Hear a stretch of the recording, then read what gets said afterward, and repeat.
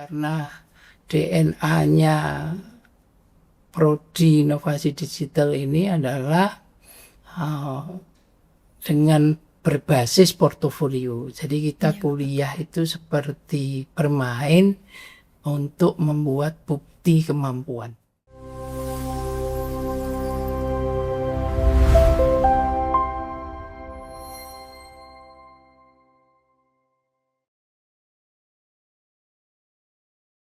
Digitalks, Digital Innovation Talks. Hai teman-teman, kembali lagi bersama saya Eva yang akan menjadi host kali ini. Nah, di sini saya akan membawakan tema dengan anak digital inovasi itu ngapain aja sih? Nah, kali ini kita akan mengundang bintang tamu yaitu Bapak Holil. Oke Bapak, hari ini bagaimana kabarnya Bapak? Syukur, alhamdulillah. Alhamdulillah Eva, Bapak. gimana? Alhamdulillah Bapak sehat-sehat saja. Oke Bapak, jadi saya di sini memiliki beberapa pertanyaan, di mana masih banyak itu orang-orang itu mengira bahwa anak digital inovasi itu cuman main laptop dan media sosial aja. Nah, menurut Bapak itu stereotipnya itu seperti apa nih?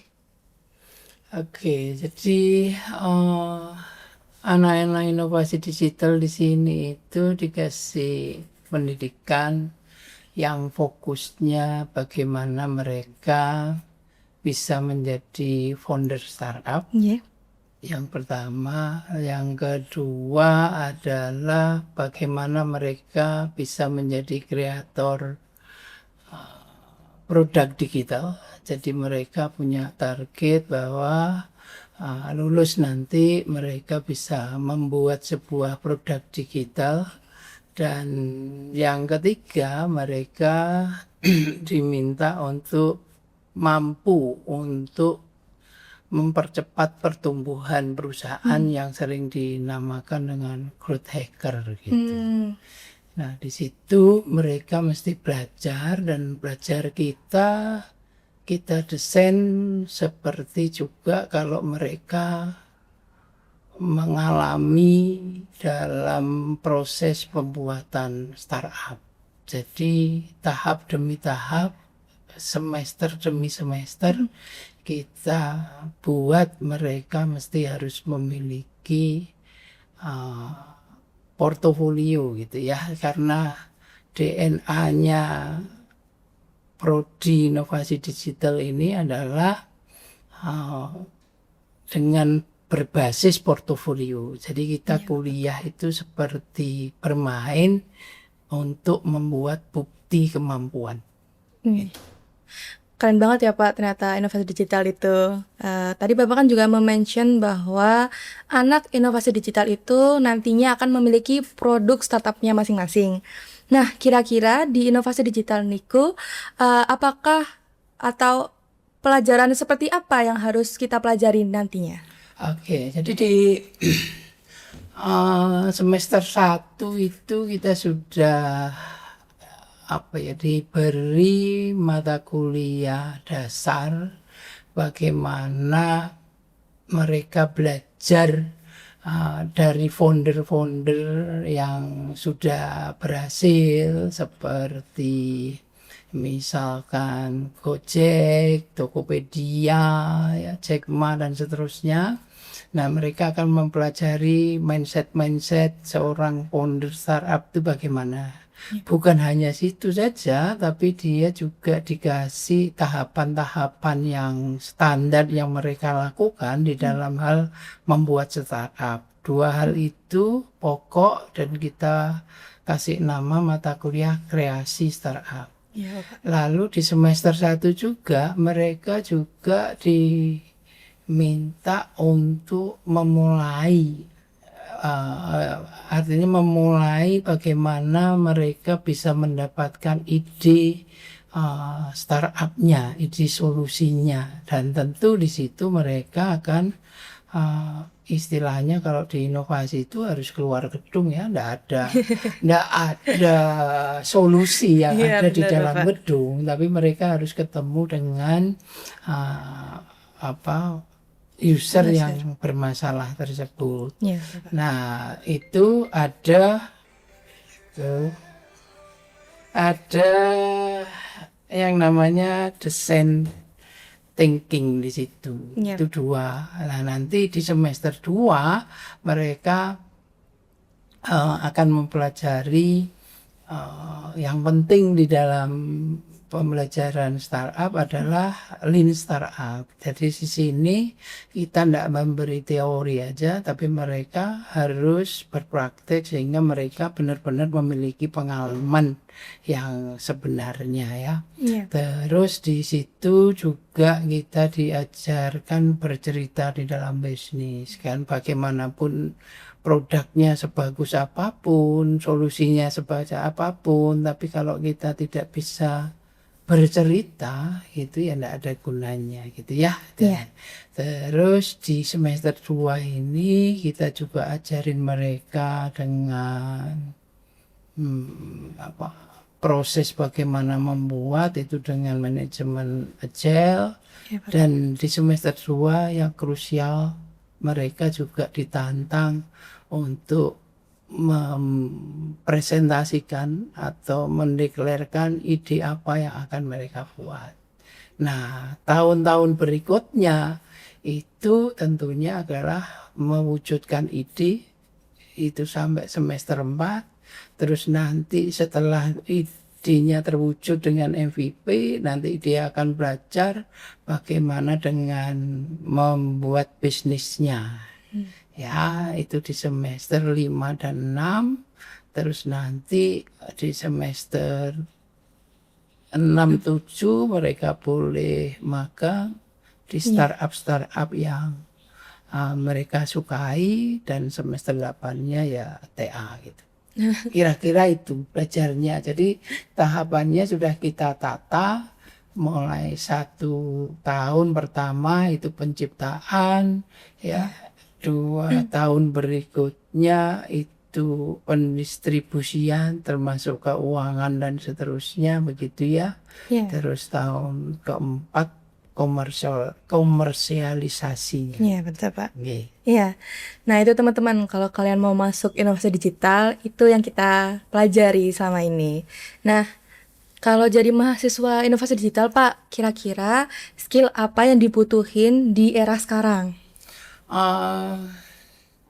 Kita ndak perlu juga pandai memprogram dari awal gitu, tidak ya. Kita bisa gunakan teknologi yang ada, tapi yang terpenting adalah mereka harus mau kerja keras begitu. Iya, betul, Pak. Dan mau belajar begitu. Saya pikir itu yang terpenting, karena sebagai seorang inovator itu harus biasa salah gitu ya. Founder itu startup tidak mungkin tidak pernah salah. Tapi bagaimana kesalahan itu menjadi pembelajaran. Jadi kita punya Pamleo gitu.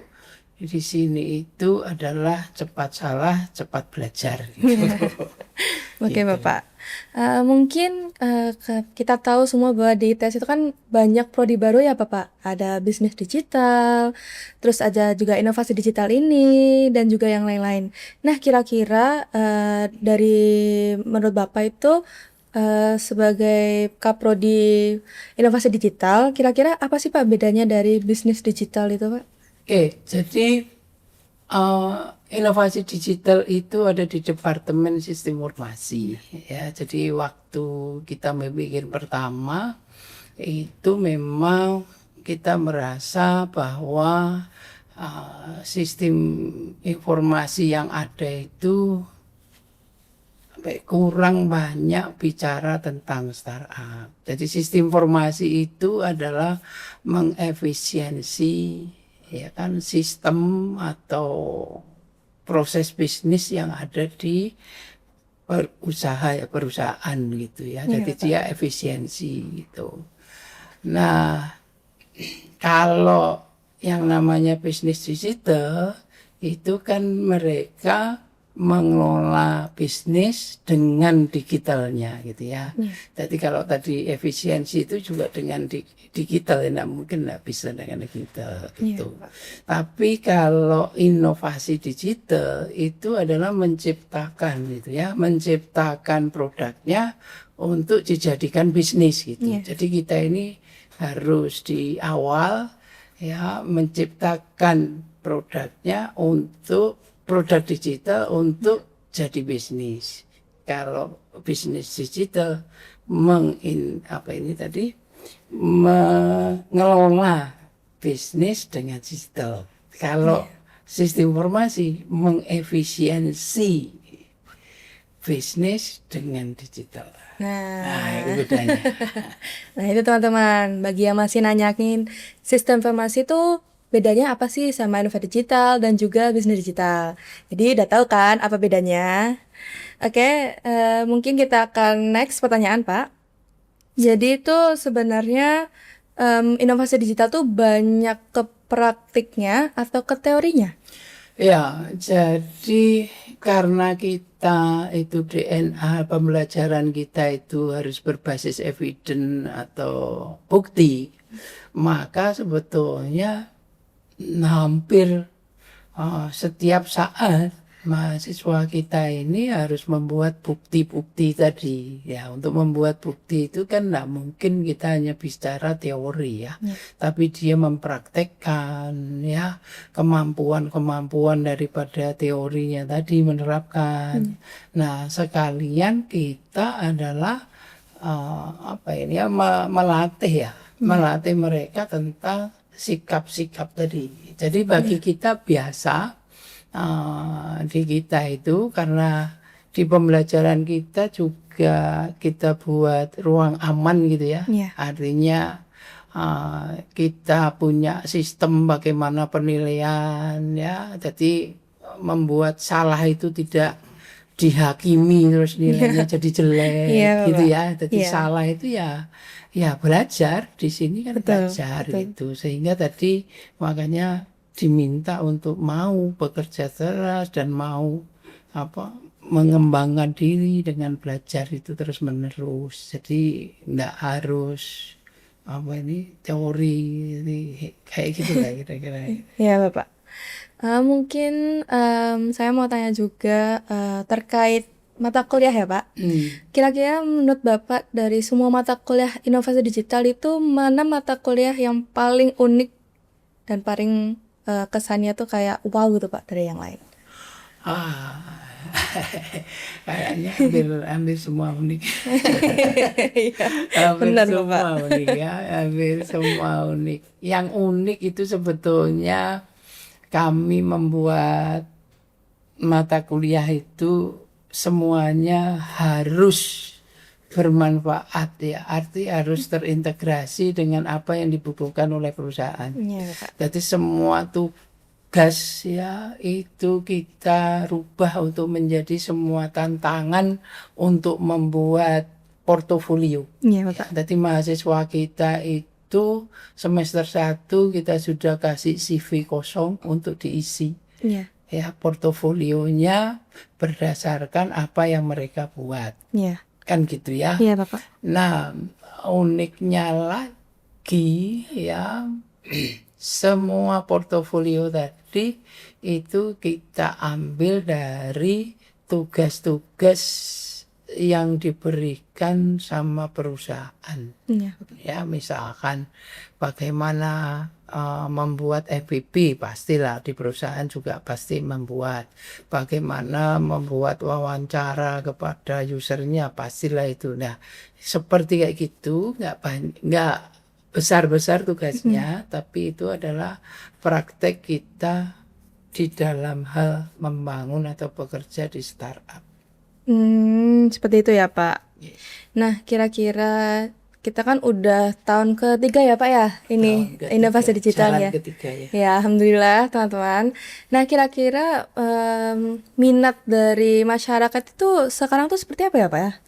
Ya, dari datanya sih setiap tahun itu selalu meningkat. Ya, alhamdulillah guys. Mereka terus kita juga ada tiga apa empat ya tiga ya. Iya. Satu itu di SMPP ya kan, Iya. UTBK, terus satunya lagi di Mandiri gitu ya. Jadi Iya, Bapak. tiga itu jalurnya minatnya selalu meningkat tadi ya. Tentunya yang kita pikir adalah bagaimana hasil dari lulusan kita nanti supaya bisa dipakai di perusahaan tadi ya. Makanya dari awal kita sudah kenalkan bagaimana kerja di startup itu seperti kita di kuliah di sini gitu ya, sehingga mereka terbiasa untuk membuat sebuah bukti ya, artefak-artefak yang bisa menunjukkan bahwa mereka mampu. Keren banget ya Pak, ternyata. Nah, mungkin kan berarti kan sekarang udah ada yang semester 6 nih Pak. Nah, pasti ada beberapa anak itu dari semester 6 dan semester 4, itu pasti udah ada yang produknya tuh udah ada yang mau jadi dan bahkan tuh udah jadi. Kira-kira di inovasi digital ini produk mana sih Pak yang jadi karya anak inovasi digital ini udah kayak booming gitu Pak? Ya, ini penting ya, dalam arti mahasiswa kita itu udah harus lulus baru membuat produk gitu ya. Tapi di dalam selama mereka proses kuliah itu sambil mereka membuat produk. Ada beberapa produk yang sudah dipakai oleh masyarakat, bahkan juga dikerjasamakan dengan pemerintahan segala macam. Di sini ada beberapa mahasiswa yang satu kelompok gitu membuat seperti aplikasi Megabot ya. Itu untuk aplikasi untuk memandu para jamaah umroh dan haji. Ada yang namanya Nova Capital, itu juga bagaimana memberikan nasihat untuk bagaimana bermain saham. Ada yang namanya Stuttgart gitu ya, itu adalah AI untuk membantu para penderita stroke gitu ya, antisipasi stroke. Ada juga Kelo ya, mahasiswa yang merubah bagaimana sebuah gambar anak-anak itu memiliki cerita yang bisa dikenang gitu ya. Terus ada juga EduFan ya, itu platform pembelajaran yang ya malah kita pakai untuk para mahasiswa, karena di situ tadi ya model belajarnya kan seperti kayak orang berpetualang. Seperti orang untuk mencari pengalaman dalam hal mencapai tujuan tertentu. Sehingga mereka bukan dikasih capaian pembelajaran, tapi dirubah menjadi visi mereka untuk sebuah perjalanan. Terus tugas diganti dengan sebuah tantangan. Gitu ya. Terus ada yang namanya Sisun segala macam di situ ya, bisa kolaborasi dan itu dipakai oleh kita, oleh mahasiswa. Nah, itu salah satu bagaimana mahasiswa kita itu kalau ditanya IP-nya berapa enggak gitu ya, kita lebih sarankan ditanya mahasiswa kita itu sudah berapa banyak yang dibantu, berapa banyak orang yang dibantu. Betul. Kayak gitu. Ya Bapak, ya banyak sekali ya teman-teman ya Pak udah buat produk dari segi segi kesehatan, juga tentang konstruksi dan lain-lain. Nah, terkait AI tadi Bapak, kira-kira AI dan teknologi sekarang itu apakah menjadi sebuah tantangan atau justru menjadi peluang untuk mahasiswa inovasi digital Pak? Ya, jadi kita kan nggak bisa lepas ya dengan AI gitu ya. Nah, artinya kalau kita kepingin zaman sekarang sama ke depannya ya kita mesti harus bisa memanfaatkan AI tersebut. Iya. Nah, kalau kita bicara pembelajaran kita, mungkin kan kita nggak bisa menghasilkan ahli AI Iya, gitu ya, betul. nggak bisa. Ya, maka dari itu kalian di mahasiswa kita ini memang diminta untuk membuat sebuah tim. Oke. Tidak ada inovasi itu yang berdiri sendiri, tapi harus tim. Cuman dalam hal membangun tim itu kalian mesti harus dipilih Iya. ya, siapa yang diajak yang kira-kira kalian kurang kemampuannya di situ. Kalau memang produknya itu nanti ada AI-nya ya ajak saja teman-teman dari RKA ya, rekayasa artificial intelligence-nya itu bisa ikut di dalam tim atau orang informatika atau apa.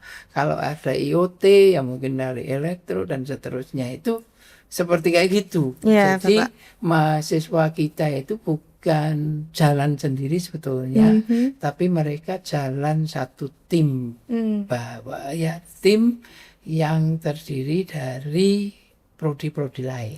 Nah, manfaatnya apa? Kalau kalian punya tim, punya produk ya nanti bisa diikutkan di dalam lomba-lomba. Itu kira-kira untuk untuk ngetes ya, seberapa jauh sih produk kita ini bisa berguna buat masyarakat, seberapa jauh kita ini diterima ya di dunia nyata ya. Sekalian nanti kalau produk itu bisa sampai dibawa lulus, bisa sampai ini kan sudah punya reputasi ya, juara ini. Nah, seperti kayak gitu. Nah, oke Bapak. Mungkin juga kan kita sudah membahas tentang prosesnya, juga membahas tentang inovasi digital tuh seperti apa. Nah, sekarang tuh saya juga mau tanya Pak terkait karir. Nah, peluang karir yang paling menjanjikan untuk inovasi digital itu saat ini tuh seperti apa Bapak? Ya, jadi kalau semua perusahaan kan intinya ya jualan ya, baik itu jasa maupun apa gitu ya. Nah, kalau kita jualan kan nggak mungkin kita ya seperti ini terus, pasti kepingin dikembangkan, pasti pengen dipercepat dan seterusnya. Jadi sebetulnya mau kerja di mana saja itu ya bisa ya, asal tadi perusahaannya memang kepingin berkembang dengan produk-produk yang baru itu bukan berarti pure baru, tapi mungkin juga bisa pengembangan dan seterusnya. Namun demikian kami itu kan bukan mengharapkan mereka bekerja di perusahaan-perusahaan, tapi mereka itu menjadi founder startup yang mereka sendiri ciptakan. Itu ya cita-cita besar kami itu begitu ya di dalam pendidikan ini gitu. Nah, oke. Nah, guys, itulah karir nantinya kalau misal kalian masuk ke inovasi digital tuh ngapain aja. Nah, kan tadi sudah dijelaskan ya sama Bapak Khalil, apa sih inovasi digital, ngapain aja, nantinya seperti apa. Nah, buat kalian sebagai calon mahasiswa inovasi digital, nah, kalau misal kalian masih ragu, kira-kira Bapak ini akan menyampaikan apa terhadap calon mahasiswa nanti? Oke, teman-teman calon mahasiswa ya kalian bisa pilih ya sesuai dengan passion kalian sih sebetulnya. Tapi kalau kalian suka ngutak-ngatik teknologi, suka sesuatu hal yang baru ya, terus juga kalian kepingin punya dampak kepada orang banyak, yang bermanfaat kepada orang banyak ya, terus kalian kepingin punya usaha sendiri dan seterusnya, mungkin yang cocok ya di kita. Iya guys. Itu. Nah, izin menambahkan ya Bapak, karena saya juga sebagai mahasiswa inovasi digital, sebenarnya tuh seru banget guys jurusannya. tidak ada di mana-mana karena Inovasi Del itu adalah jurusan pertama ya Pak ya yang ada di sini di Indonesia ini, yang dimana kita tuh belajar bagaimana cara kita membuat startup, terus pasti dibimbing oleh dosen-dosen untuk lomba-lomba ke atasnya, dan juga yang penting itu karir ya. Pasti karirnya kita tuh insya Allah baik karena kita sudah digiring dan diproses untuk lebih tahan banting. Nah, kalian kan tadi sudah dengar apa itu inovasi digital, ngapain aja, terus karirnya seperti apa. Jadi, kalian jangan ragu dan daftar untuk masuk ke inovasi digital. Oke, terima kasih teman-teman telah mendengarkan episode kali ini. Saya Eva, host episode kali ini, izin pamit. See you next time!